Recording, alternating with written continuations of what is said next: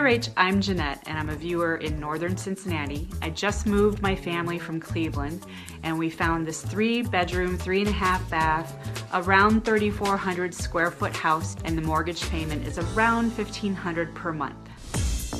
For only $40, I was able to recreate a huge piece of art that I had seen in an expensive store. All I did was find the free image and downloaded it on my computer. I was able to tile print, which means you can take a large print and print it out on multiple sheets of paper. I was able to reassemble it onto these MDF boards. I laid the pieces of paper out, Mod Podged them, and then I had instant huge art to go over top of our entertainment center.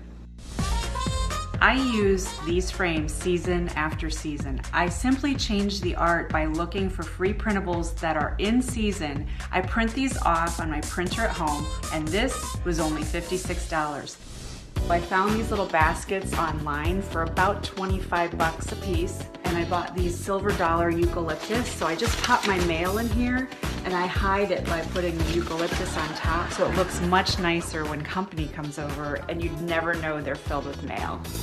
For only $95, I completely transformed my kitchen just with paint. I use these artist brushes. These brushes hide brush strokes and they're awesome.